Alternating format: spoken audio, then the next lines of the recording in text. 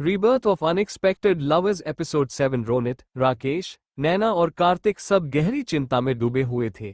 किसी को कुछ समझ नहीं आ रहा था कि एक नई कंट्रोवर्सी कैसे बनाई जाए, क्या किया जाए जिससे कि सब इस मॉल में इंटरेस्ट लेने लगे।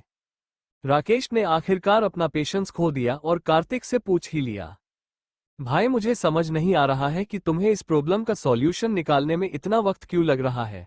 वैसे से तो तू हर बार यश को तगड़ी मात देता है, लेकिन इस बार तुझे क्या हुआ। हर बार मैंने ये चाहा था कि तुम हार जाओ, कुछ ना करो, लेकिन तुम आज तक नहीं हारे। आज मैं चाहता हूं कि तुम जीत जाओ और तुम हो कि कुछ कर ही नहीं रहे हो। तुम्हें जितना होगा, कोई तो रास्ता निकालना होगा। तुम जल्दी से कोई सॉल्यूशन निकालो, वरना मैं पता नहीं क्या कर बैठूंगा। मेरा मन तो कर रहा है कि मैं ये पूरा मॉल ही सिर पे उठा लूं, पूरे मॉल में हल्ला मचा दूं। कुछ ऐसा करो कि सब बस देखते ही रह जाए। कार्तिक की एकदम से बत्ती जली। उसने कुछ सोचा। उसने फिर खुशी से चिल्लाते हुए कहा, राकेश, राकेश, मेरे भाई, थैंक यू सो मच, मुझे इतना अच्छा आइडिया देने के लिए। ये सच में बहुत अच्छा आइडिया है। हाँ, हम कुछ ऐसा ही करेंगे। ये बोलकर कार्तिक ने फोन काट दिया। वही रोनित, राकेश और नैना हैरान होकर फोन को देखने लगे। राकेश ने मासूमियत से पूछा, भाई ये अभी क्या हुआ। मैंने ऐसा क्या किया कि कार्तिक मुझे थैंक यू बोल रहा था। मुझे तो कुछ समझ में ही नहीं आया। राकेश और नैना दोनों ही सवालिया नजरों से रोनित को देखने लगे। जाहिर था कि कार्तिक के साथ सबसे ज्यादा समय रहने वाला और उसकी रग रग को जानने वाला रोनित ही था। रोनित ने खुश होकर चहकते हुए कहा, मेरे प्यारे पलटन लोग, जल्दी से तैयार हो जाओ। बहुत बड़ा शो होने वाला है। ऐसा शो आज से पहले किसी ने भी नहीं देखा होगा।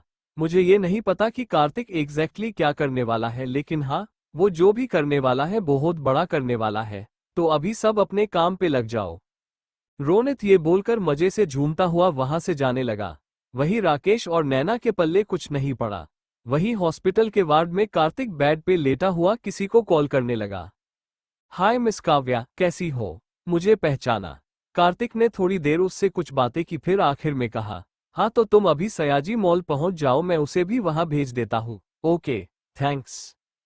कार्तिक ने फिर आगे किसी और को फोन करने लगा। Hi miss Swati, how are you? कुछ देर उससे भी बात करके कार्तिक ने कहा, हाँ तो तुम सयाजी मॉल पहुंचो। ठीक है। कार्तिक ने फिर जय सिन्हा को फोन किया। हाय जय, कैसे हो?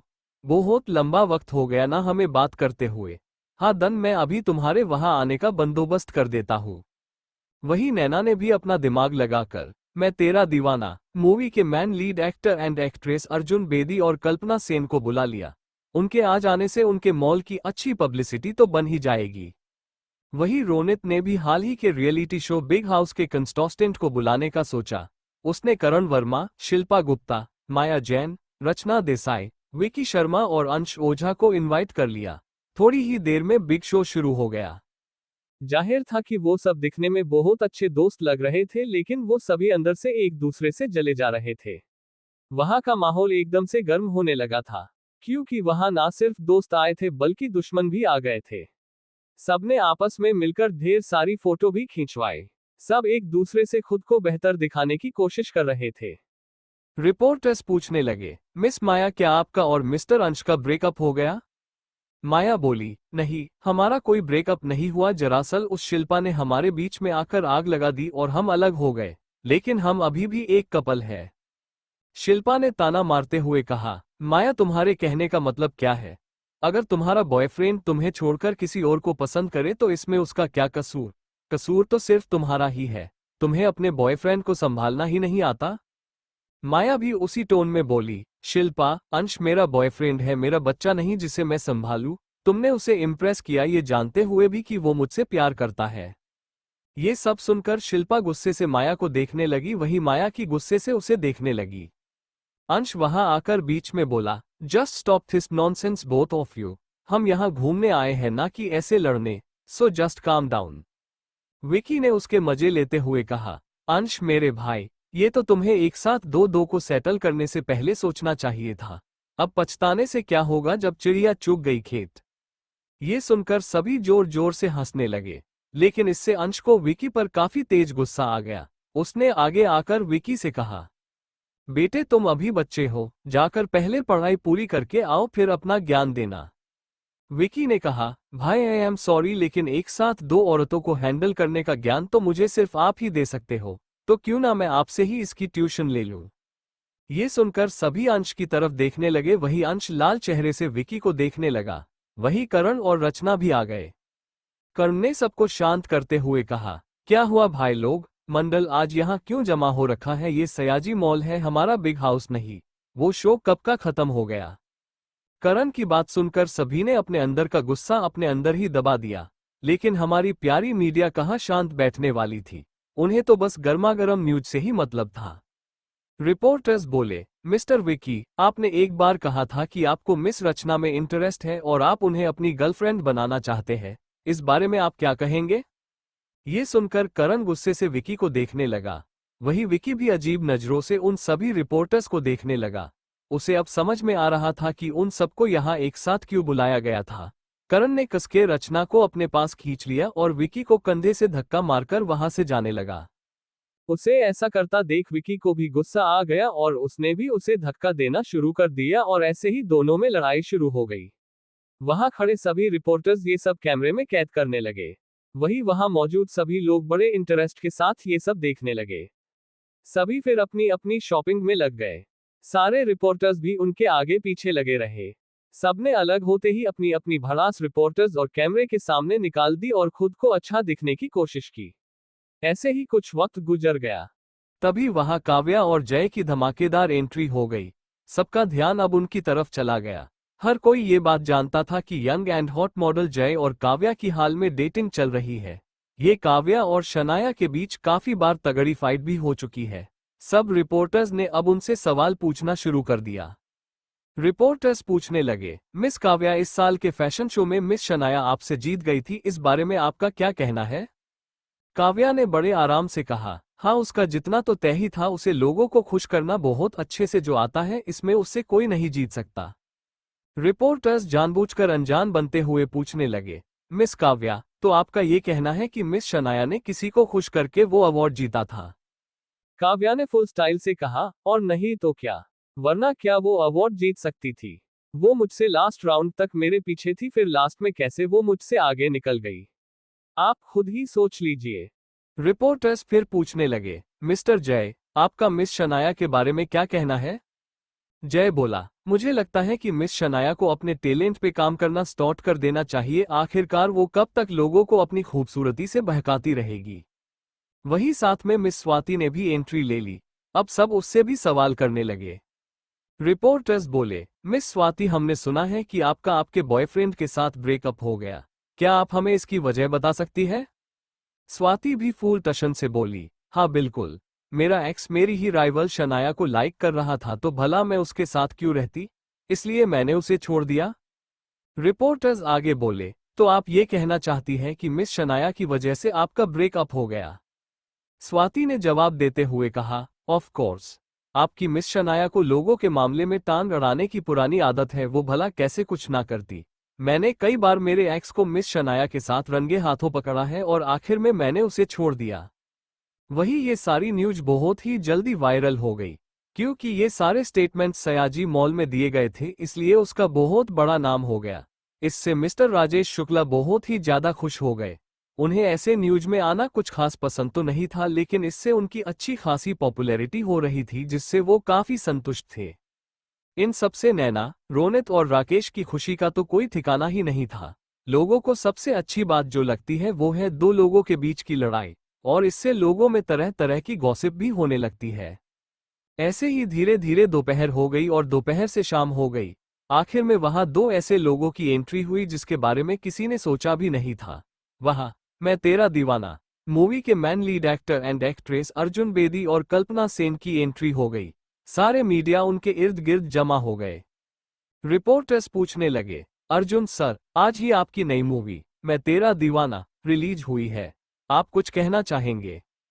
अर्जुन ने शांति से कहा, यस, मैं अपने फैंस को थैंक यू कहना चाहूंगा कि उन्होंने मेरी फिल्म को इतना सारा प्यार दिया। रिपोर्टर्स ने फिर एक्ट्रेस से सवाल किया, मिस कल्पना, ये आपकी पहली मूवी है, आप क्या कहना चाहेगी? कल्पना ने भी बड़े आराम से जवाब दिया, जी मेरी ये पहली मूवी है और मैं बहुत ज्यादा खुश हूँ। आई होप कि मुझे फिर से अर्जुन सर के साथ काम करने का मौका मिले। रिपोर्टर्स ये सब लाइव दिखा रहे थे, इससे वहां का माहौल और भी ज्यादा इंटेंस हो गया। वहां आए सभी छोटे बड़े सोशल मीडिया के सितारे बारी बारी से अर्जुन और कल्पना के साथ फोटो क्लिक करवा रहे थे। फिर अर्जुन और कल्पना ने साथ में ढेर सारी शॉपिंग की। मीडिया के रिपोर्टर्स ने उन्हें एक पल के लिए भी अकेले नहीं छोड़ा और उनसे सवाल पे सवाल पूछते रहे। आखिर में वही हुआ जिसका सभी को इंतजार था। सबके तीखे और मजेदार स्टेटमेंट सोशल मीडिया साइट्स पे अपलोड हो गए और पूरी इंडस्ट्री का ध्यान सयाजी मॉल पे चला गया। वही जय और काव्या की कई सारी कपल वाली फोटो भी अपलोड हो गई। वो आज की जनरेशन का सबसे हॉट कपल था, इसलिए सब उनके ढेर सारे फॉलोअर्स थे। वही जो लोग पहले से वहां घूमने आए थे, वहां से एम्प्लॉय ने उन्हें ढेर सारे फ्री हैम्पर्स दिए और उनके साथ फोटो ली और साथ में उनका फीडबैक भी लिया। धीरे धीरे ये सारी खबर पूरी इंडस्ट्री में फैल गई। वहां के कई सारे लोग कई तरफ की कंपनी की एड के साथ जुड़े हुए थे और वो एजेंसी के साथ भी काम कर रहे थे, इसलिए उन्हें इस चीज का काफी ज्यादा एडवांटेज मिला। वही उड़ते उड़ते ये सारी खबरें इंडिया से बाहर शनाया तक भी पहुंच गई। उसे बिल्कुल भी भरोसा नहीं हो रहा था कि कार्तिक ने उसे उसकी सबसे बड़ी दुश्मन और कॉम्पिटिटर काव्या और स्वाति के साथ रिप्लेस कर दिया था। उन दोनों ने सच में उसकी सारी रेप्यूटेशन खराब कर दी थी। उन दोनों की वजह से शनाया के फॉलोअर्स तेजी से कम हो रहे थे। वही अनिल खुशी से ये सारी खबरें अपने फोन में स्क्रॉल करते हुए देख रहे थे और जोर जोर से हंसे जा रहे थे। कृतिका ने उन्हें ऐसे देखकर पूछा, dad, why are you laughing? Anil ने हंसते हुए कहा, बेटा तुम्हें भी ये न्यूज देखनी चाहिए। कार्तिक ने सच में इन जोकरों का अच्छा इस्तेमाल किया है। उसे ना ही कोई पैसा देना पड़ा, ना ही कोई डील करनी पड़ी और अपने आप ही सारी कंट्रोवर्सी क्रिएट हो गई। इसे कहते हैं तेज दिमाग। बिना किसी खर्चे के पब्लिसिटी करना कोई कार्तिक से सीखे। उसने सच में चुन चुनकर ऐसे नमूनों को इकट्ठा किया है। कृतिका ने पूछा, सो व्हाट? अनिल बोले, बेटे ये हमारे लिए छोटी सी बात है, लेकिन जो लोग इन्हें फॉलो करते हैं ये उनके लिए बहुत बड़ी बात है। देखना तुम, अब ये आग बहुत दूर तक जाएगी। कृतिका ने आगे सवाल किया, डैड, क्या सिर्फ एक ही दिन में कोई किसी की पब्लिसिटी कर सकता है? अनिल ने जवाब दिया, बेटा आजकल सोशल मीडिया के जमाने में बहुत कुछ हो सकता है। मार्केटिंग करना कोई आसान काम तो नहीं है, लेकिन जिसे इसकी अच्छी समझ हो इसके लिए ये कोई मुश्किल काम भी नहीं है।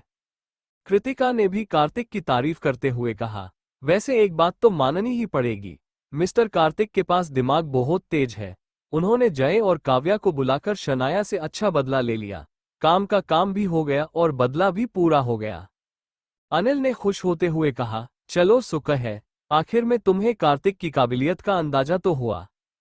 कृतिका आगे बोली, वैसे डैड अगली बार का उनका प्रोजेक्ट इतना आसान नहीं होने वाला, क्योंकि उनका अगला प्रोजेक्ट रणवीर के नए होटल की ओपनिंग के लिए मिस्टर मानव बजाज को लेकर आना है, जिनका आना लगभग नामुमकिन है। अनिल ने कहा, वो सब बाद में देखा जाएगा। मैंने अब फाइनली डिसाइड कर लिया है कि मुझे क्या करना है। आज डिनर पे अपने लाडले भाइयों को बुला लेना। मैं अब उन्हें कार्तिक से मिलवाने में और देर नहीं करना चाहता। वही दशरथ, त्रिशा, आदित्यनाथ, यश, शनाया और रणवीर सब कार्तिक के ऐसे प्लान से हैरान परेशान हो गए थे। कहीं ना कहीं उन्हें इससे काफी बड़ा नुकसान हुआ था, सबसे ज्यादा तो शनाया और रणवीर का। उफ, ये कार्तिक क्या बला है ये। इसने तो एकदम से सयाजी मॉल को ट्रेंडिंग टॉपिक ही बना दिया। अब आगे क्या किया जाए, कैसे रोका जाए इस कार्तिक को?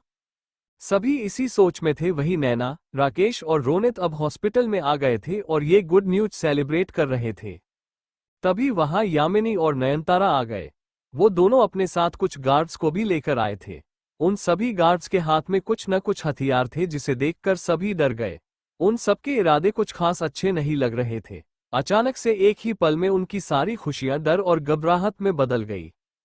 शेरगिल रेजिडेंस। अनिल अपने पूरे परिवार के साथ डिनर करने बैठे। उनके साथ उनकी पत्नी मोनिका, उनके दो होनहार बेटे मिहिर शेरगिल और साहिल शेरगिल, साथ में उनके दामाद रणवीर शेखावत और कृतिका थे।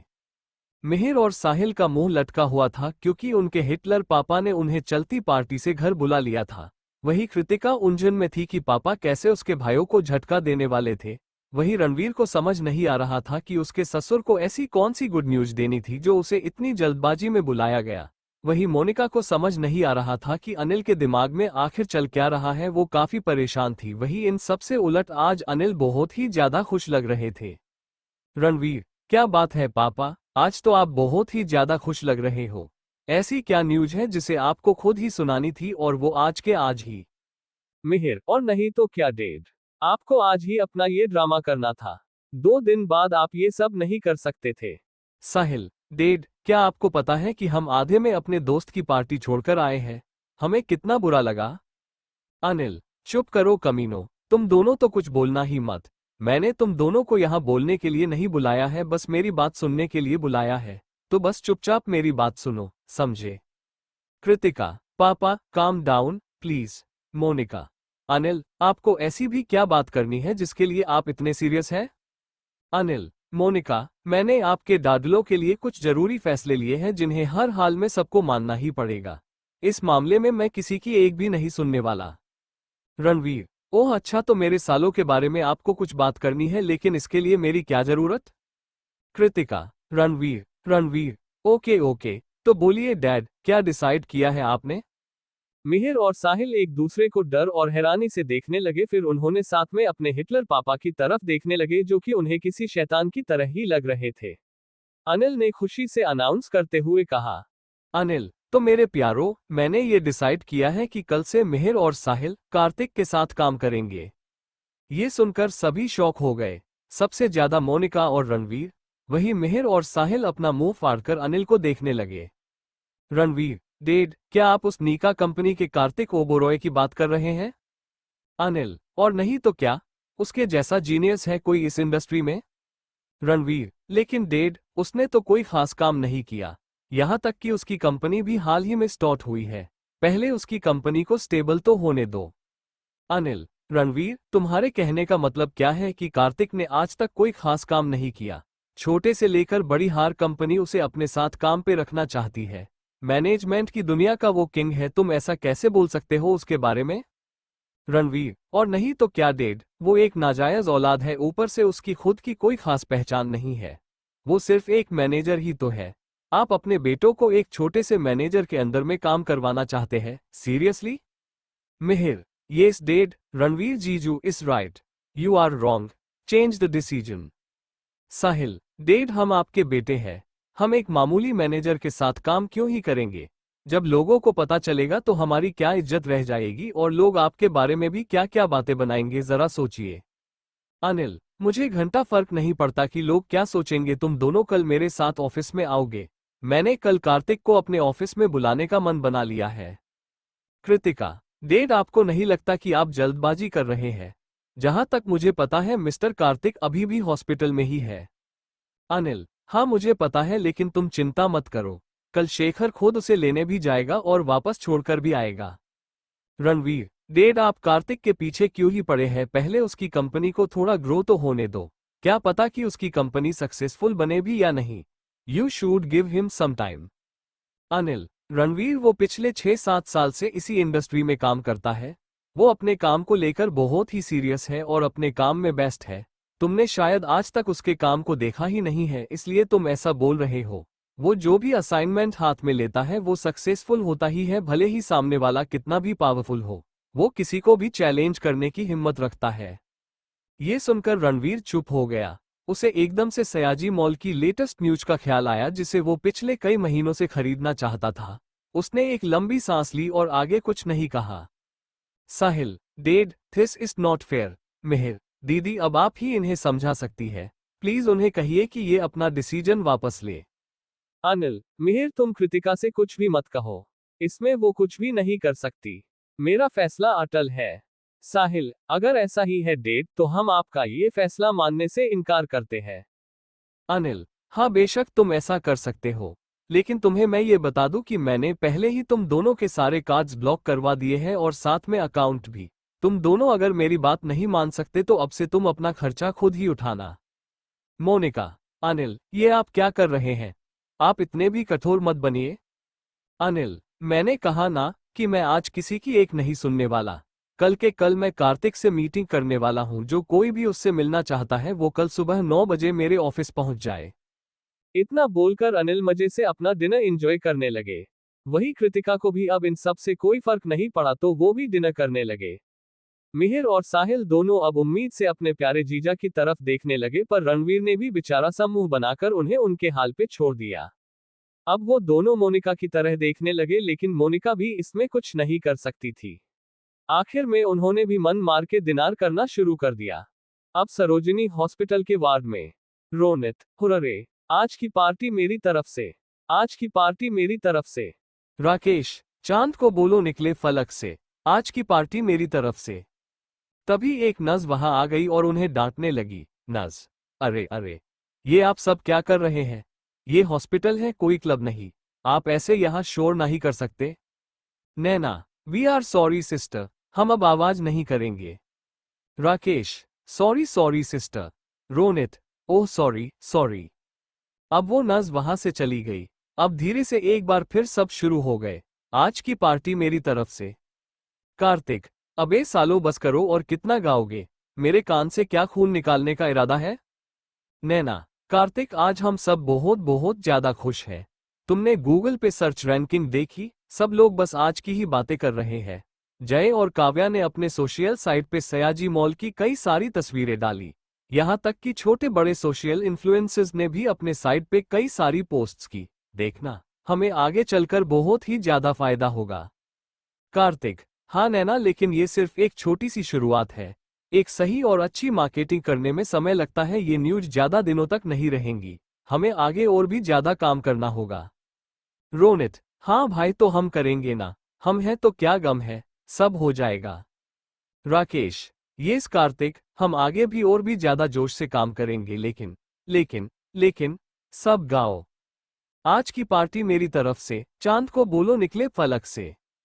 ये माहौल कायम ही था कि वहां यामिनी और नयनतारा टपक पड़े। उन्हें तो यकीन ही नहीं हो रहा था कि कार्तिक के वार्ड में उन्हें ऐसा माहौल देखने को मिलेगा। वो खुद उन्हें सरप्राइज देने आए थे, बदले में कार्तिक की टोली ने उन्हें ही हैरान कर दिया। वो मुंह फाड़े हैरान नजरों से उन सबको देखने लगे। वही वो सारे अब भी मजे में झूमते हुए और भी जोर जोर से गाने लगे। यामिनी ने चिल्लाकर कहा, चुप चुप, एकदम चुप। हमारी नींदें, सुख चैन सब चुरा के तुम लोग यहाँ पार्टी कर रहे हो। तुम लोगों की इतनी हिम्मत। यामिनी की बेसुरी और भारी भरकम आवाज सुनकर सभी चौंक गए। उनकी नजर सीधे वार्ड के दरवाजे पर चली गई, जहां ब्लैक कलर की साड़ी पहने यामिनी किसी चुड़ैल की तरह उन्हें देख रही थी। वहीं नयनतारा भी गुस्से और जलन से सबको देख रही थी। कार्तिक के वार्ड में यामिनी, नयनतारा और उनके कुछ हटे कट्टे गार्ड्स बिना उनकी परमिशन के अंदर चले आए थे। सभी एक दूसरे को सवालिया नजरों से देख रहे थे। वहीं जब कार्तिक और नैना की नजरें आपस में मिली तो उनके दिल में अजीब सी हलचल होने लगी थी। उनकी आंखों में ना ही कोई सवाल थे और ना ही कोई उलझन, बस एक गहरा शांत समुंदर था जिसे देखकर एक दूसरे के दिल को काफी सुकून मिल रहा था। उनकी सारी चिंताएं, परेशानियां, हैरानियां सब झटके में दूर हो गए। उन्हें अपने धड़कते दिल की आवाज बहुत ही प्यारी और मनमोहक लग रही थी। यूं तो दोनों के चेहरे पर कोई भाव नहीं था, लेकिन दोनों अंदर ही अंदर एक दूसरे को लेकर अजीब सा खिंचाव महसूस कर रहे थे। आखिर में दोनों ने एक साथ यामिनी की तरफ देखा, जैसे वो ये कह रहे हो कि अगर उसने यहाँ कोई भी तमाशा किया तो वो उन्हें छोड़ेंगे नहीं। नयनतारा ने कार्तिक के पास आगे आकर बिना किसी एक्सप्रेशन के एक साइन किया हुआ ब्लैंक चेक बढ़ा दिया और कहा, नयनतारा, कार्तिक, ये लो। इसमें तुम जितनी चाहो उतनी अमाउंट डाल सकते हो। बस तुम अपनी कंप्लेंट वापस ले लो। ये देखकर सब हैरान हो गए, सबसे ज्यादा नैना। नैना, नयनतारा, ये सब क्या मजाक है? यामिनी, नैना, इसे नॉर्मल लैंग्वेज में कंपनसेशन कहते हैं। नैना, ओह ऐसा है क्या? लेकिन मुझे क्यों लग रहा है कि आप लोग कार्तिक की जान की कीमत लगा रहे हैं। ये कोई एक्सीडेंट नहीं था कि आप हमें कंपनसेशन दे, ये सीधा सीधा एक मर्डर अटेम्प्ट था। नयनतारा, हाँ लेकिन कार्तिक मरा तो नहीं ना, अब वो ठीक है और खतरे से बाहर है, तो अब ये ड्रामा क्रिएट करना बंद करो तुम। नैना, क्या ड्रामा? सच में? यामिनी, अब बस भी करो नैना, इतनी सी बात को तुम कितना खींचोगी। कार्तिक अब ठीक है और बहुत ही जल्द डिस्चार्ज होकर अपने घर भी चला जाएगा, अब तो ये सब झमेला बंद करो। नैना, इनफ मॉम, जस्ट इनफ। इसी वक्त यहाँ से चले जाइए, हमें आपसे कुछ नहीं चाहिए। नयनतारा और यामिनी एक दूसरे को निराशा से देखने लगी, लेकिन अगले ही पल वो दोनों जोर जोर से हंसने लगी। उन्हें ऐसा करता देख सब हैरान हो गए। यामिनी, हमें ये पहले से ही पता था कि हमें तुमसे कुछ ऐसा ही जवाब मिलेगा। इसलिए हम पूरी तैयारी के साथ आए हैं। ये सुनकर सबकी नजर ना चाहते हुए भी वहां खड़े बड़े तगड़े गार्ड्स के ऊपर चली गई। सबके मन में एक ही सवाल था कि ये दोनों आखिर करने क्या वाली है। कार्तिक, आखिरकार आप लोग करना चाहती है और आप ऐसे एक हॉस्पिटल में इतने सारे गार्ड्स लेकर क्यों आए हैं? यामिनी ने कार्तिक के पास आकर मुस्कुराते हुए कार्तिक को एक फोटो दिखाई जिसमें रीत एक छोटे से कमरे में चेयर पे बंधी हुई थी। वो काफी ज्यादा डरी हुई थी। उसके हाथ पैर और मुंह बंधे हुए थे।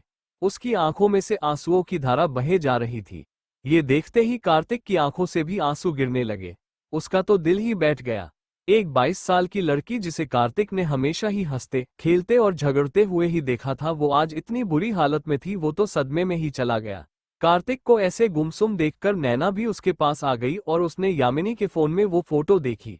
उसकी आंखें भी हैरानी और डर से बड़ी हो गई। वही रोनित और राकेश को कुछ भी समझ नहीं आ रहा था। नयनतारा ने उनकी तरफ खुशी से अपना फोन दिखाते हुए कहा, क्या क्या तुम लोग जानना नहीं चाहते कि ये दोनों क्या देख रहे हैं? लो, तुम भी देख लो। रीत की ऐसी हालत देखकर वो दोनों भी काफी परेशान हो गए। वो तुरंत ही पुलिस स्टेशन जाना चाहते थे, पुलिस को कॉल करना चाहते थे, लेकिन वो जैसे ही जाने को हुए उन्हें दो गार्ड्स ने आगे बढ़ने से रोक दिया। उन्हें अब समझ में आया कि ये गार्ड्स यहाँ क्यों ले गए थे। कार्तिक, मिस यामिनी, ये आपने सही नहीं किया।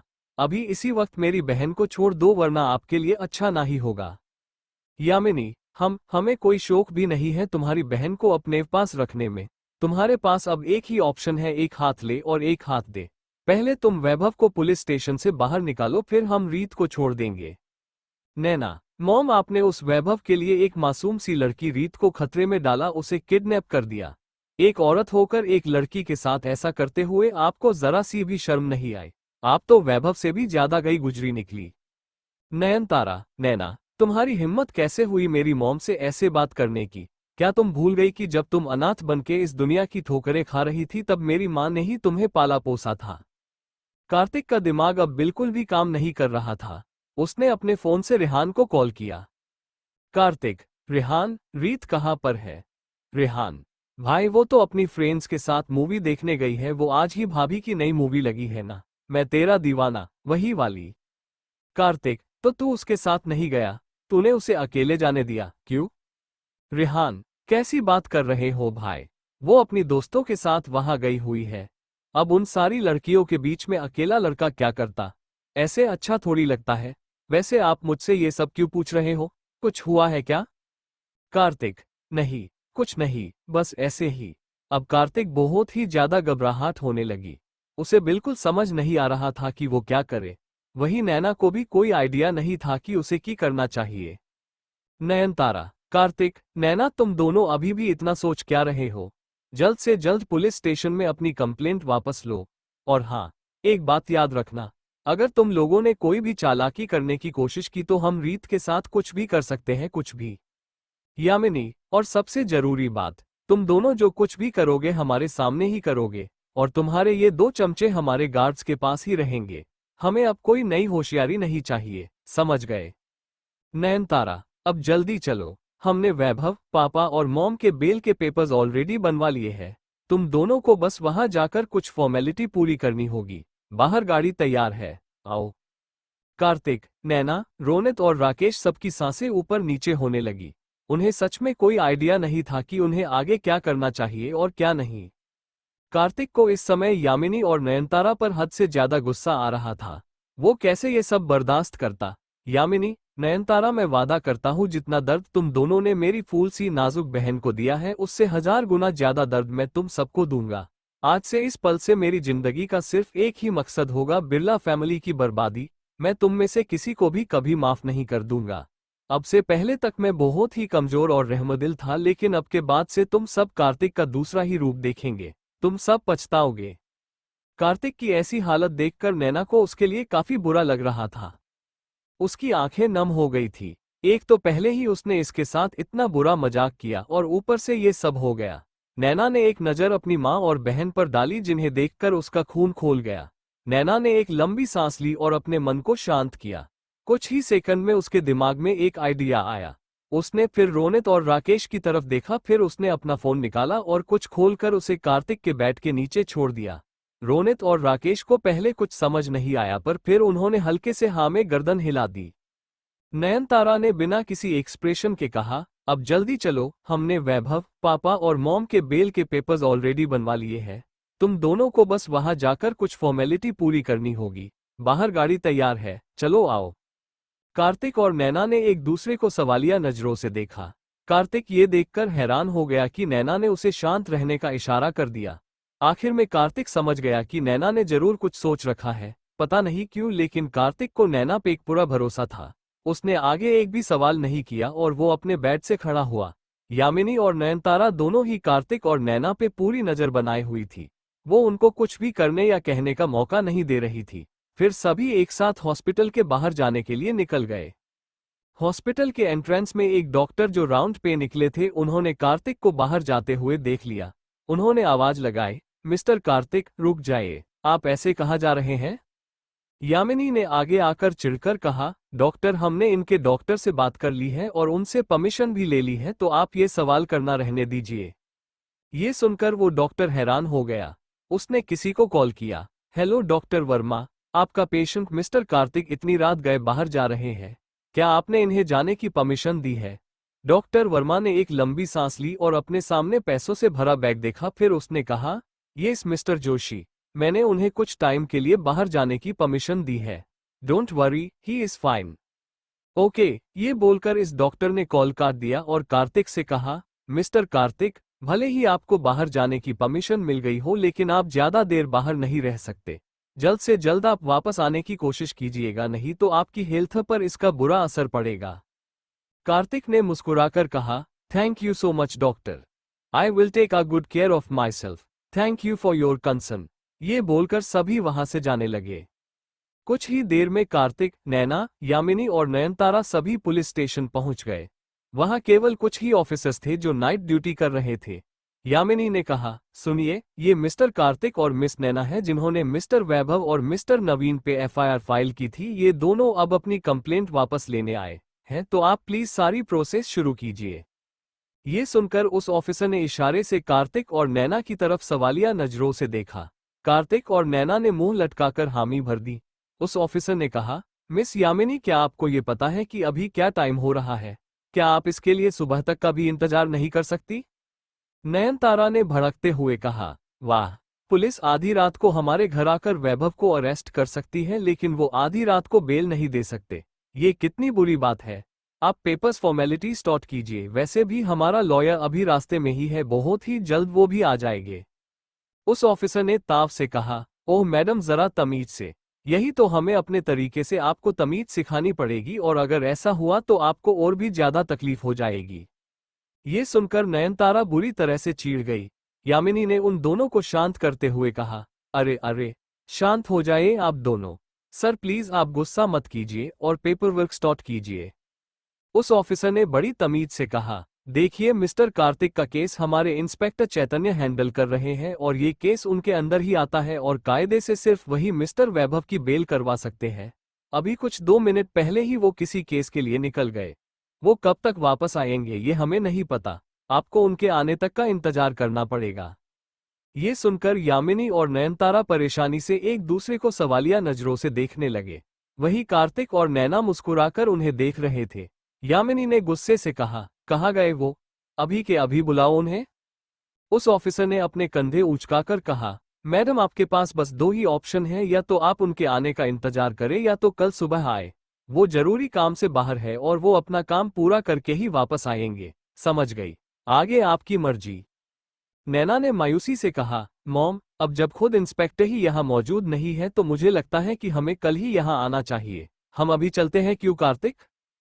कार्तिक ने भी हाँ कहा, लेकिन वो बैल बुद्धि माँ बेटी कहाँ मानने वाली थी।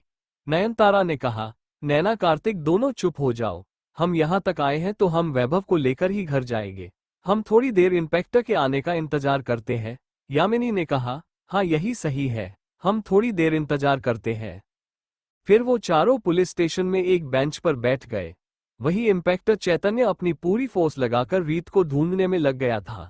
ओहो रीत, पता नहीं कहाँ है वो, कैसी है वो, मुझे जल्द से जल्द उसे ढूंढना होगा, चैतन्य ने अपने आप से ही कहा।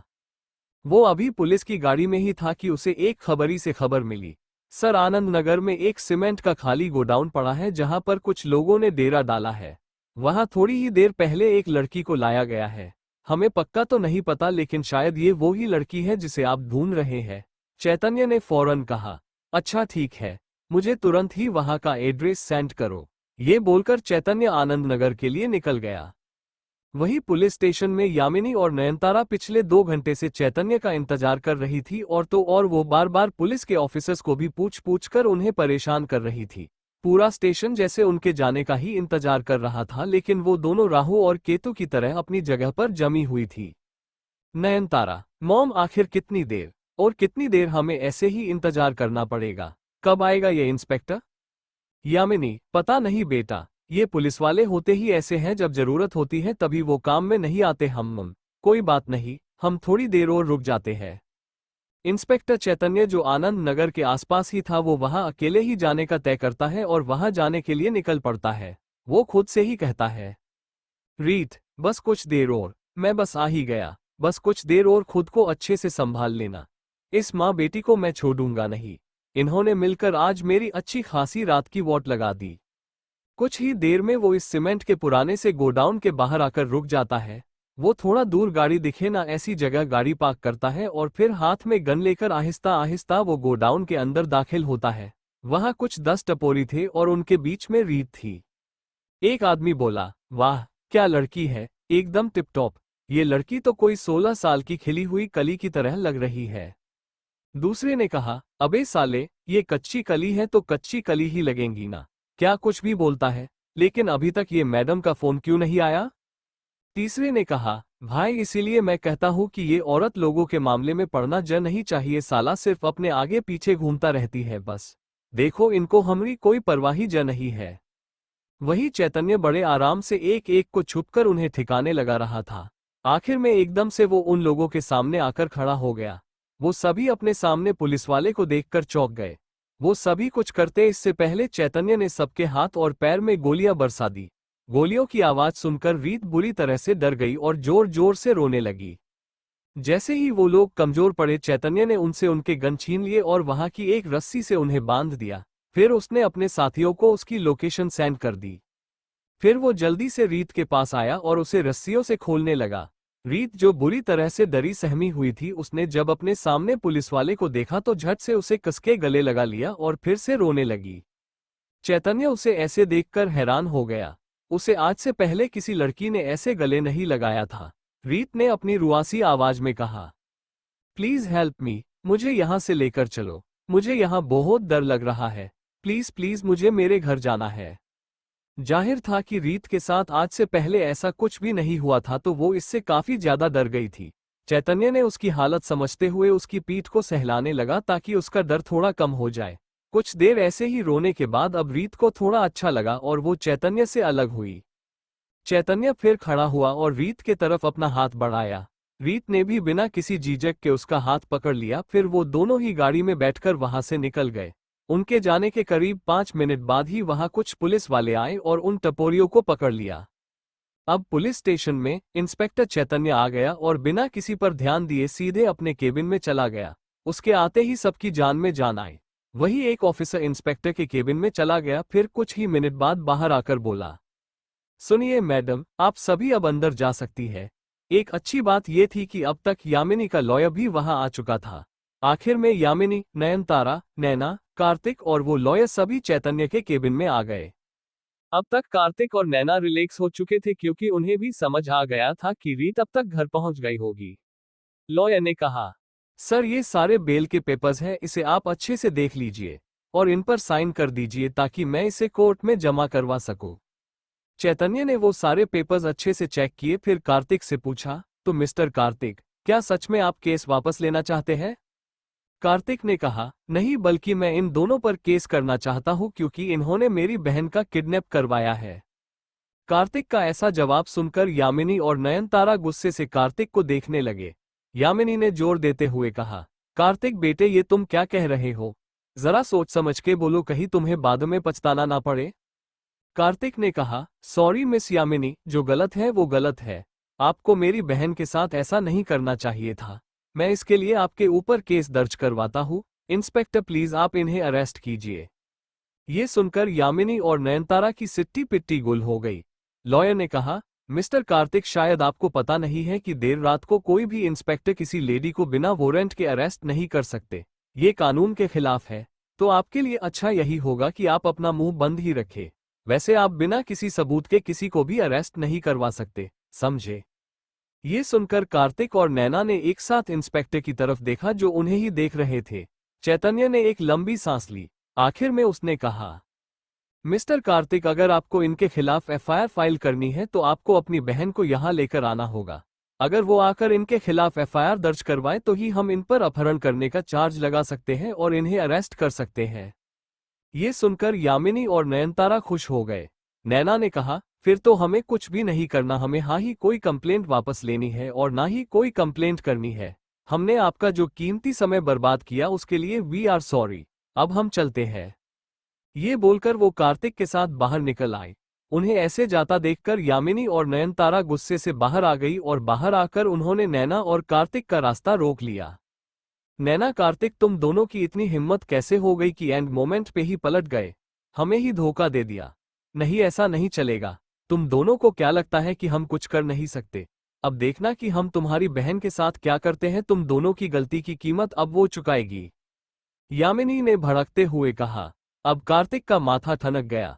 उसने गुस्से में आकर यामिनी को एक जोरदार थप्पड़ रसीद दिया। उस थप्पड़ की आवाज बहुत ही तेज थी। यामिनी और नयनतारा को कार्तिक के ऐसा कुछ करने की बिल्कुल भी उम्मीद नहीं थी। उन्हें बिल्कुल भी नहीं लगा था कि कार्तिक जैसा एक सीधा सादा लड़का ऐसा काम करेगा। कार्तिक ने गुस्से से कहा, यामिनी, अब बस, बहुत हो गया। अगर आज के बाद अगर तुमने मेरे परिवार की तरफ आंख उठाकर भी देखा तो मैं सच में भूल जाऊंगा कि तुम एक औरत हो। खबरदार, जो कभी भी तुम मेरे रास्ते में आए तो मुझसे बुरा कोई नहीं होगा। ये बात अब अच्छे से समझ लेना। नैना, यामिनी और नयनतारा तीनों ही अब भी सदमे में थे। कोई कुछ भी नहीं बोला। वही नैना ने तो सपने में भी नहीं सोचा था कि कार्तिक ऐसा कुछ करेगा। वो उसे हमेशा ही एक कमजोर आदमी लगा था जो कि जरूरत से कुछ ज्यादा ही सीधा था। नैना को यामिनी और नयनतारा बिल्कुल पसंद नहीं थे, लेकिन उसने आज तक उनके साथ ऐसा कुछ करने की हिम्मत नहीं की थी क्योंकि वो दोनों ही उम्र में उससे बड़ी थी। लेकिन कार्तिक, इसने भला क्या सोचकर ऐसा किया? जो भी हो, लेकिन नैना को ये देखकर काफी अच्छा लगा। नयनतारा ने गुस्से से कहा, कार्तिक, तुम्हारी इतनी हिम्मत कि तुमने मेरी मॉम को मारा। How dare you! मैं तुम्हें छोड़ूंगी नहीं। नैना ने भी उसी अंदाज में कहा, अब बस करो तुम दोनों, इतना ड्रामा करने की कोई जरूरत नहीं है। वैसे भी तुम दोनों इससे भी बुरा डिजर्व करती हो। एक चाटा तो बहुत ही छोटी सजा है तुम्हारी ऐसी हरकत के लिए। अब अच्छा यही होगा कि तुम दोनों अपने रास्ते निकल जाओ, नहीं तो हालत इससे बुरी हो सकती है तुम दोनों की। यामिनी और नयनतारा ने एक नज़र गुस्से में पागल हो गए कार्तिक की तरफ देखा, फिर उन्होंने वहां से जाना ही सही समझा। जब वो दोनों जा ही रहे थे, कार्तिक ने जानबूझकर यामिनी के पैर के आगे अपना पैर कर दिया, जिस पर यामिनी का ध्यान नहीं गया और उसका पैर कार्तिक के पैर से लग गया। एकदम से यामिनी धड़ाम से नीचे गिर गई। आयमा आयो आह आह! यामिनी जोर जोर से चिल्लाने लगी। उसे सच में काफी दर्द हो रहा था। नयनतारा ने उसे संभालते हुए पूछा, मॉम, क्या हुआ आपको?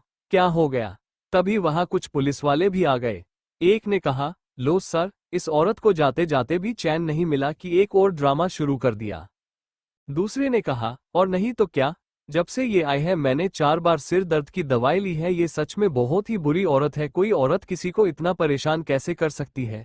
मुझे तो इसके पति पे दया आ रही है, वो भला कैसे रहता होगा ऐसी औरत के साथ। किसी ने कहा, ओह भाई, आज तो सच में गजब हुई गवाह। पुलिस लोगों की नींद उड़ाती है और आज एक औरत ने पुलिस वालों की ही नींद उड़ा दी। कार्तिक और नैना को अब इन सब में कोई इंटरेस्ट नहीं था। कार्तिक वहां से पैदल ही आगे बढ़ रहा था, तभी नैना ने उसका हाथ पकड़ लिया और उसे यामिनी की कार की तरफ ले जाने लगी। कार्तिक ने हैरानी से धीरे से पूछा, नैना, ये तुम क्या कर रही हो? ये यामिनी की कार है? नैना ने बेशर्मी से कहा, तो क्या, हम इसी कार में आए हैं और हम इसी कार में जाएंगे। और वैसे भी उन्हें एम्बुलेंस की जरूरत है, इस कार की नहीं, समझे? तो चुपचाप बैठो इसमें। नैना ने पहले कार्तिक को पीछे बिठाया, फिर ड्राइवर सीट का दरवाजा खोला। अंदर ड्राइवर हैरानी से नैना को देखने लगा। नैना पहले तो उसे एक प्यारी सी स्माइल दी, फिर उसका कॉलर पकड़कर उसे बाहर निकाला, फिर स्वैग से वो उसमें बैठ गई। फिर वो दोनों ही कार लेकर 9-2-11 हो गए। नयनतारा ने जैसे तैसे भारी भरकम यामिनी को उठाया और कार की तरफ आगे बढ़ ही रही थी, तभी उसने देखा कि कार तो नैना लेकर जा रही है। उसने तुरंत ही यामिनी को छोड़ दिया और वो कार के पीछे भागी। नैना, नैना, नैना रुक जाओ, वो मेरी कार है। नैना, वापस आओ। वही नयनतारा के ऐसे छोड़ देने की वजह से यामिनी फिर एक बार जोर से जमीन पे पटकी। आह, आ, आ, मार डाला रे, मार डाला। क्या लड़की है, एक कार के लिए अपनी ही मां को छोड़ दिया। आह।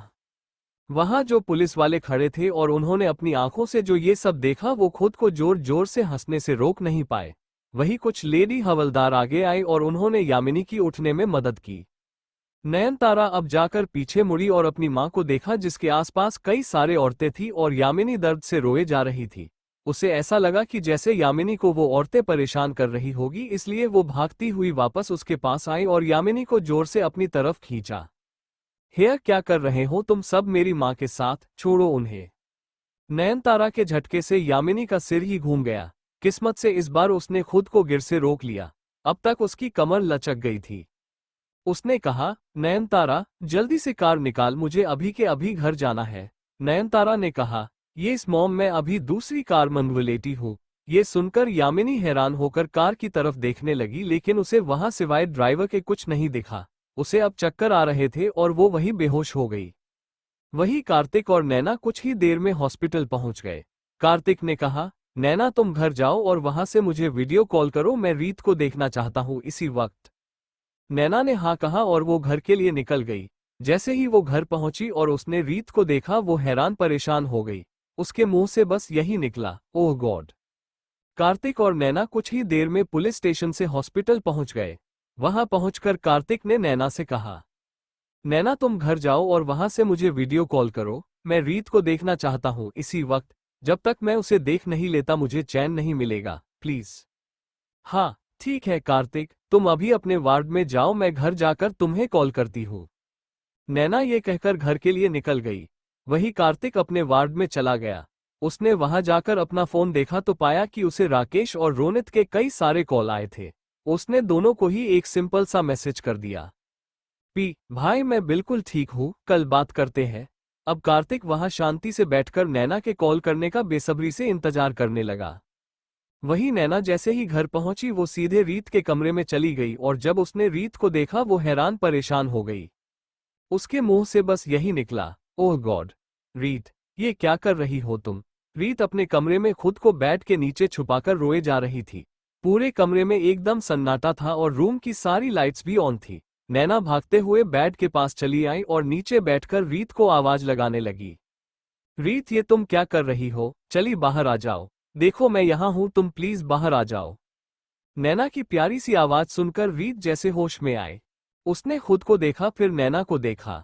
वो नैना के पास चली आई और बेड के नीचे से बाहर निकलकर वो सीधे नैना के गले लग गई और जोर जोर से रोने लगी। नैना ने भी उसे कसके गले लगा लिया और उसे शांत करने लगी।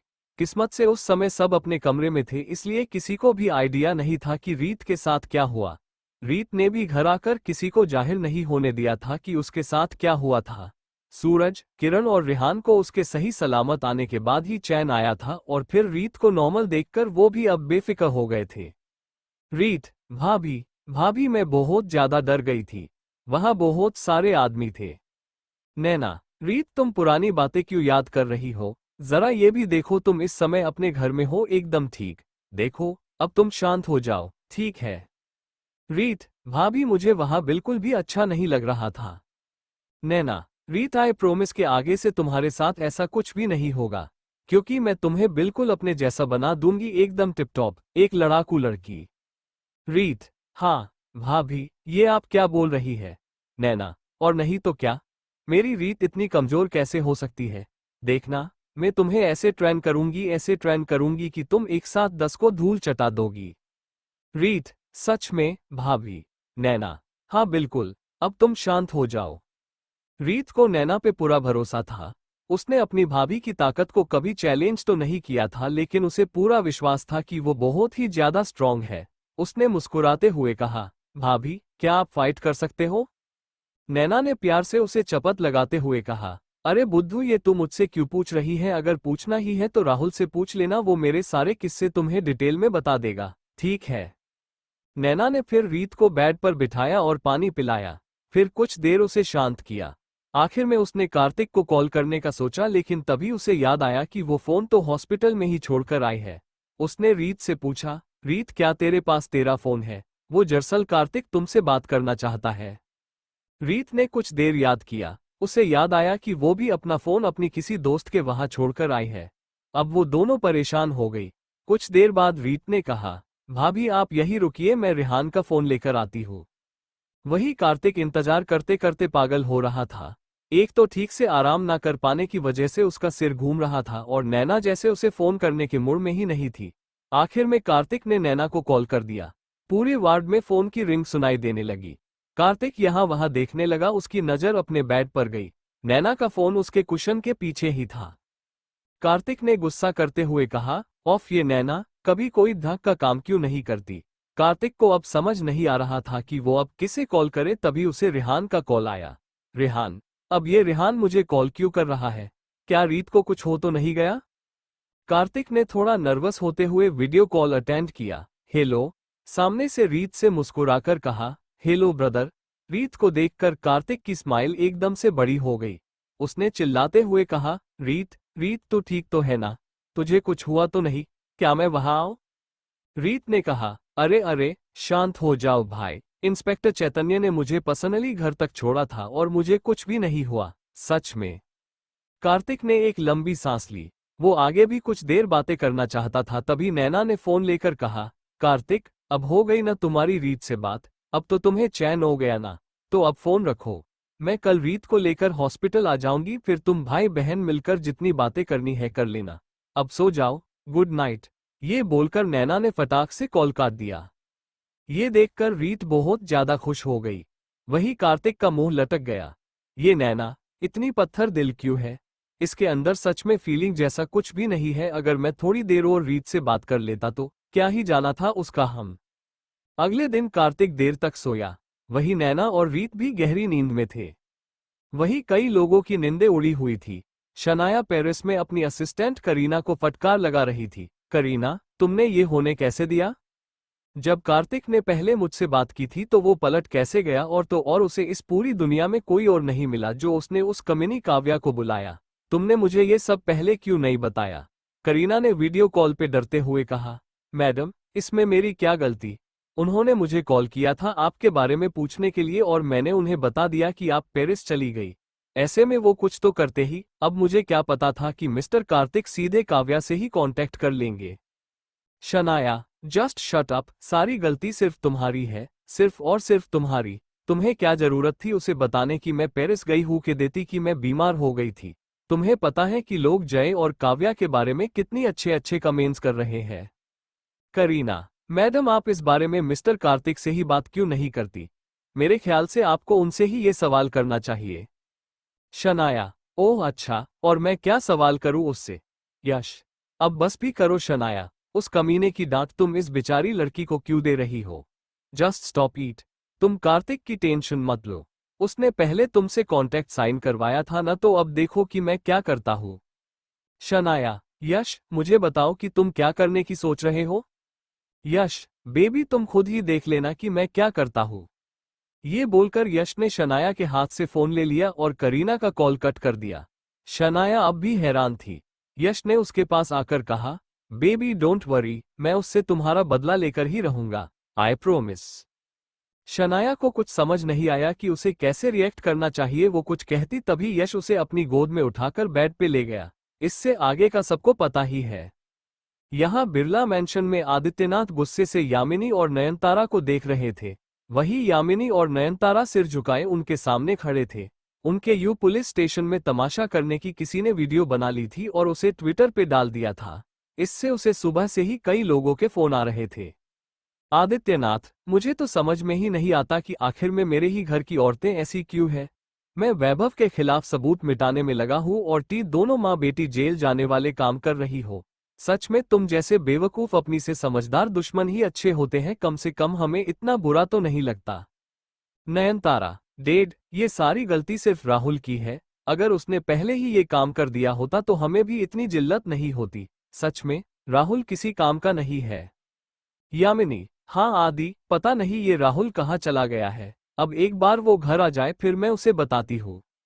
आदित्यनाथ, चुप करो। अपनी गलतियों का सारा दोष राहुल के माथे डालते हुए तुम दोनों को जरा सी भी शर्म नहीं आती क्या? राहुल सही था, जरा देखो वैभव की कंपनी अब दिन पर दिन घाटे में जा रही है। कुछ ही महीनों में वो बैंक करप्ट भी हो जाएगी। तो यामिनी, तो क्या? आदित्यनाथ, तो मुझे लगता है कि हमें राहुल की बात मान लेनी चाहिए। नयनतारा, वॉट डेड ये आप कह रहे हैं?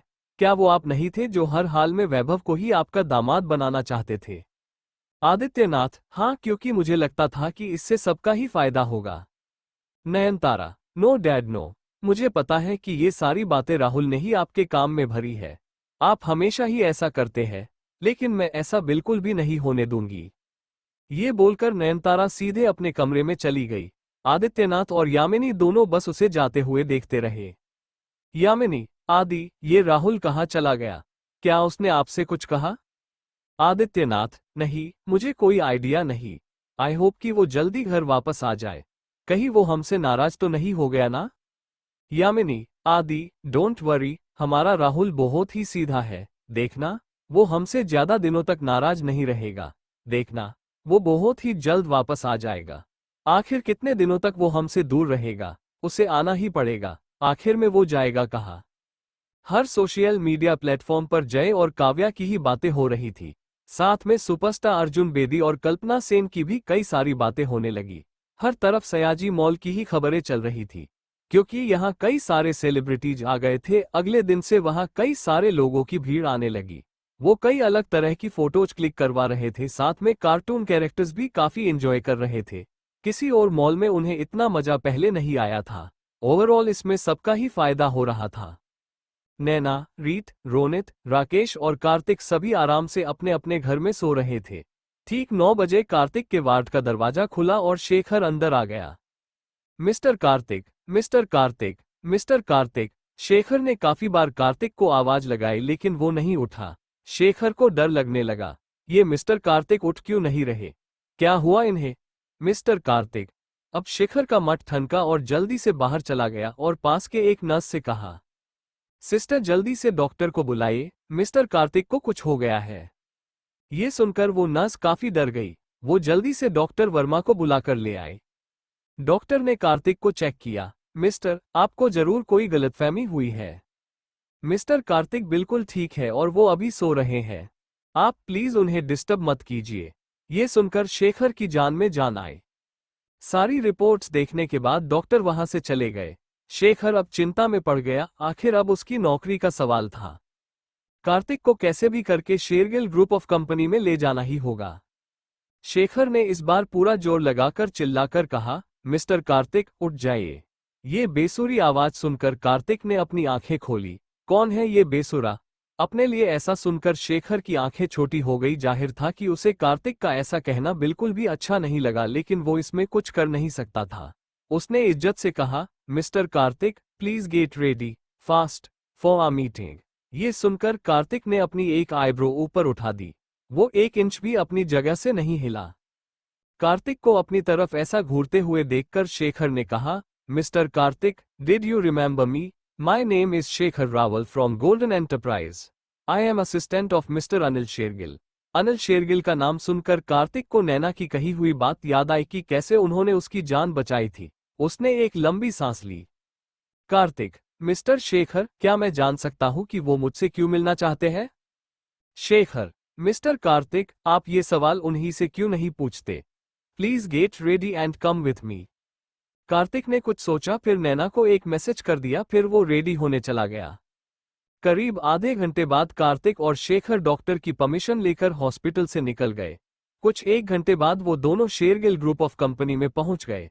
सीईओ के ऑफिस में अनिल, साहिल, मिहिर, कृतिका और रणवीर सभी कार्तिक का ही इंतजार कर रहे थे। अनिल ने मोनिका को भी आने को कहा था, लेकिन वो किसी कारण से नहीं आई।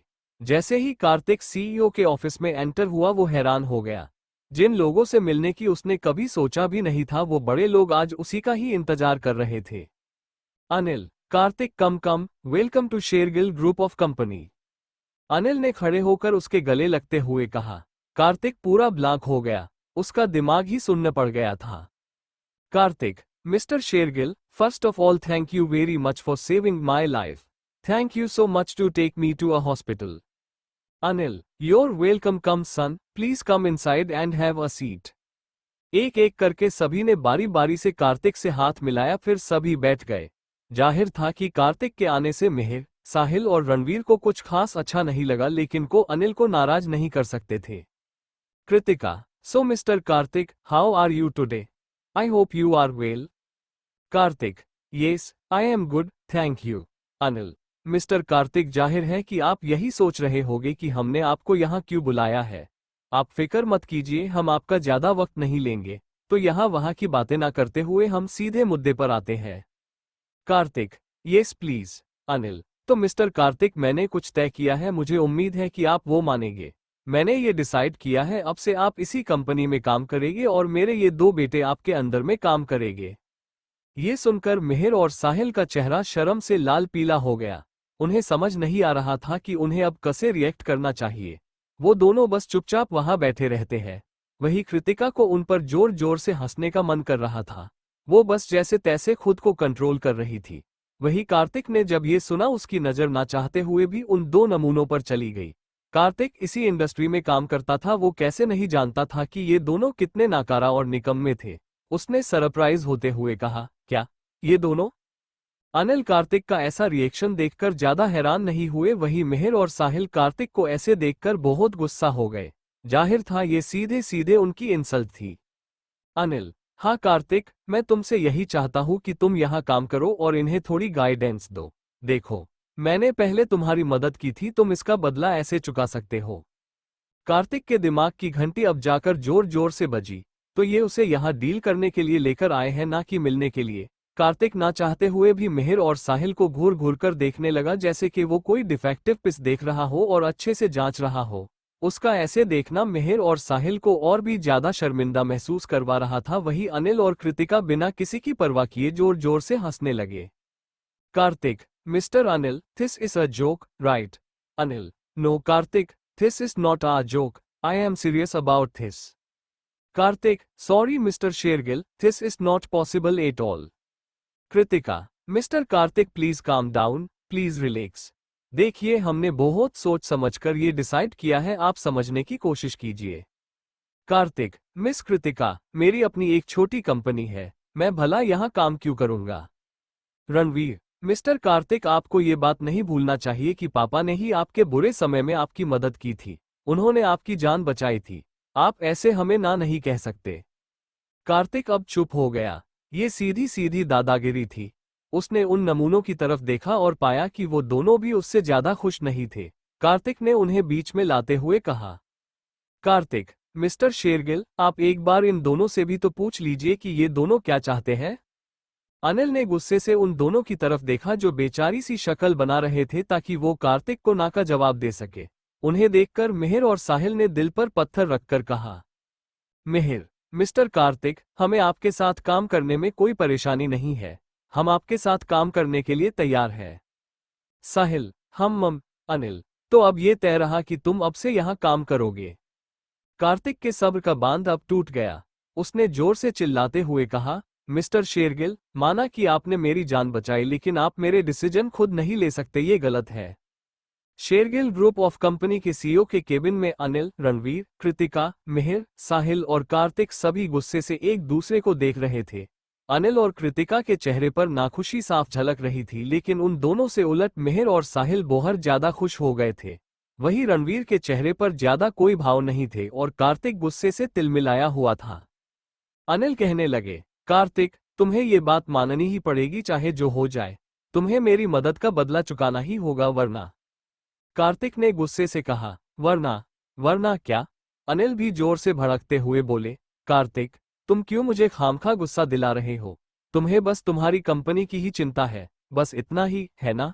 तो मैं वादा करता हूं कि मैं अपने बेस्ट से बेस्ट एम्प्लॉय तुम्हें दूंगा ताकि वो कंपनी अच्छे से संभाल ले। और कुछ?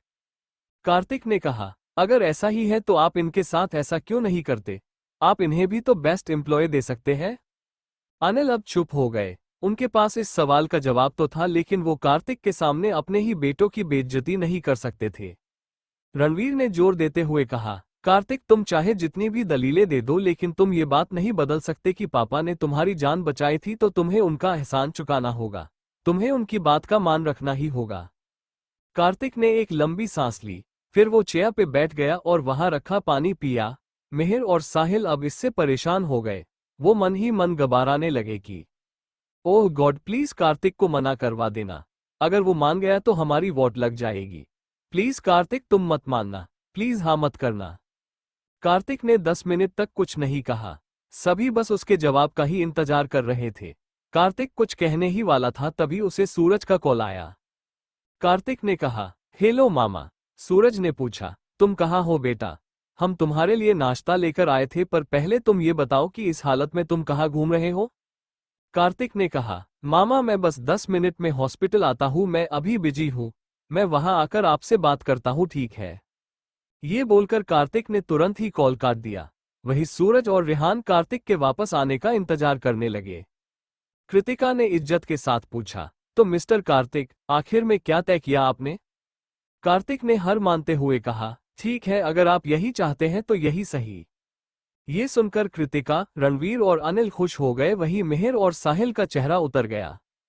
कार्तिक ने फिर कहा, लेकिन? कृतिका ने पूछा, लेकिन क्या?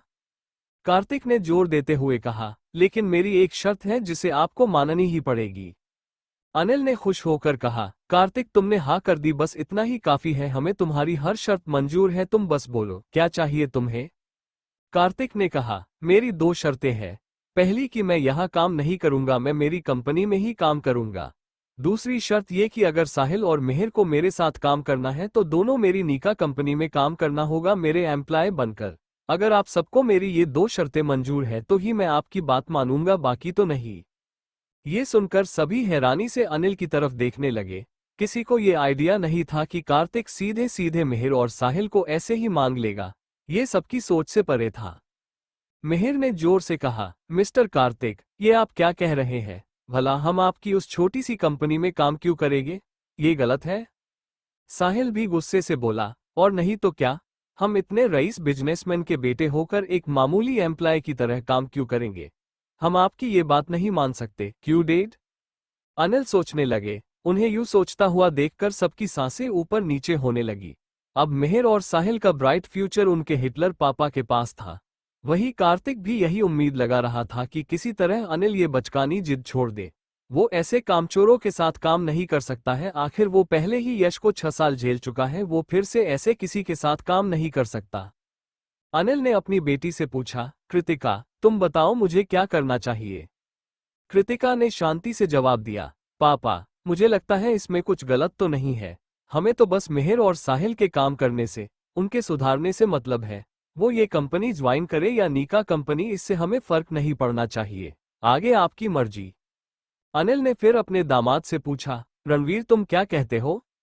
रणवीर ने कंधे उचकाते हुए कहा, आपकी मर्जी, जो चाहे वो करिए। अनिल ने फिर अपने बेटों से पूछा, और तुम दोनों? साहिल और मिहिर जोर से गर्दन नामे हिला दी। आखिर ये उनकी इज्जत का सवाल था। वो किसी भी कीमत पर अपनी डिग्निटी दांव पे नहीं लगा सकते। अनिल ने फिर मुस्कुराते हुए कहा, तो फिर तय रहा। ये दोनों नमूने कल से तुम्हारी कंपनी ऑफिशियली ज्वाइन करेंगे। अब मुझे इस बात पे कोई बहस नहीं चाहिए। ये सुनकर आखिर में सबके चेहरे लटक गए। किसी को भी इस फैसले से ज्यादा खुशी नहीं थी। इस फैसले का सबसे ज्यादा दुख तो कार्तिक को हो रहा था। पहले तो उसे सिर्फ एक अकेले यश को झेलना था, लेकिन अब उसे 2-2 यश को झेलना पड़ेगा। आखिर में सारा मामला सुलझ गया। अनिल ने शेखर को बुलाया और कार्तिक को वापस हॉस्पिटल छोड़ आने को कहा। दोनों फिर सरोजिनी हॉस्पिटल आ गए। कार्तिक जब वार्ड में आया तो सूरज और रेहान दोनों गुस्से से उसे देख रहे थे। कार्तिक ने एक लंबी सांस ली और याद करने लगा कि आज सुबह सुबह उसने किसका चेहरा देखा था, तभी उसे शेखर का ख्याल आया। उसने तय किया कि वो अब से सुबह सुबह कभी भी शेखर से नहीं मिलेगा। रेहान ने फिक्र करते हुए पूछा, भाई आप कहाँ चले गए थे? माना कि आपकी रिकवरी बहुत फास्ट है, लेकिन ये कुछ ज्यादा ही नहीं हो गया आपका? सूरज ने जोर देकर कहा, कार्तिक क्या आप तो हमें तुम ये बता सकते हो कि ऐसा क्या जरूरी काम था जो तुम ठीक होने तक कभी इंतजार नहीं कर पाए? कार्तिक ने मुंह लटका के कहा, सॉरी मामा, सॉरी रेहान, मैं बस ऑफिस चला गया था। मुझे अब और यहाँ नहीं रहना, मुझे घर जाना है। सूरज ने कहा, जा बेटा, डॉक्टर्स तुम्हारी रिपोर्ट्स देख रहे हैं। जैसे ही वो हमें डिस्चार्ज लेने को कहेंगे हम तुरंत तुम्हें यहां से ले जाएंगे। इतने में पीछे से नैना और रीत कमरे में आ गए एक फाइल लेकर। रेहान ने पूछा, अरे भाभी, रीत आप दोनों यहाँ, और ये आपके हाथ में क्या है? रीत ने खुशी से झूमते हुए कहा, डिस्चार्ज पेपर्स। भाभी ने कार्तिक भाई का डिस्चार्ज करवा लिया। हम अब कार्तिक भाई को घर लेकर जा सकते हैं। ये सुनकर सभी लोग खुश हो गए। रेहान ने जोश से कहा, तो कार्तिक भाई, आप जल्दी से रेडी हो जाइए, हम अभी निकलते हैं। कार्तिक ने आंख दिखाते हुए कहा, अबे यार, तुझे क्या मैं रेडी नहीं लगता? मैं घर जाने के लिए मरे जा रहा हूँ, जल्दी घर चलो। फिर सभी घर के लिए निकल गए। घर पे सब लोग कार्तिक की खातिरदारी करने में लग गए। एक अच्छा मौका पाकर नैना ने कार्तिक से पूछ ही लिया, कार्तिक सच सच बताना, तुम सुबह सुबह कहाँ गए थे? कार्तिक ने शेरगिल ऑफिस में हुई सारी बात नैना को डिटेल में बता दी। नैना बस सरप्राइज होकर उसे देखने लगी। नैना ने कार्तिक से कहा, कोई बात नहीं कार्तिक, तुम ज्यादा टेंशन मत लो। पहले की बात कुछ और थी और अब को बात कुछ और है। पहले तुम्हें यश के अंदर में काम करना पड़ता था, लेकिन अब वो दोनों तुम्हारे अंदर में काम करेंगे। ये तो अच्छी बात है, तुम ज्यादा मत सोचो। कार्तिक ने कुछ नहीं कहा। जाहिर था कि नैना यश को इतने अच्छे से नहीं जानती थी, इसलिए उसका इतना चिल होना नॉर्मल ही था। फिर कार्तिक ने डॉक्यूमेंट्स बनवाने के लिए रोनित को कॉल किया और ऐसे ही ये बात रोनित और राकेश के कान में भी पड़ गई। जाहिर था उन्हें इस चीज से ज्यादा खुशी नहीं हुई। वो लोग पहले भी कुछ प्रोजेक्ट्स पर गोल्डन एंटरप्राइज के साथ काम कर चुके थे और उन्हें उन दोनों नमूने के बारे में पता था, लेकिन अब वो कुछ नहीं कर सकते थे। वो सभी वापस से अपने काम में लग गए। वही कार्तिक ने तय किया कि वो कल से ही वापस ऑफिस ज्वाइन करेगा। Thank you for listening. मुझे उम्मीद है आपको ये स्टोरी पसंद आई होगी। अगर आपको पसंद आई है तो प्लीज लाइक और कमेंट करना ना भूलें और मोर स्टोरीज के लिए सब्सक्राइब करें। मिलते हैं नेक्स्ट वीडियो में।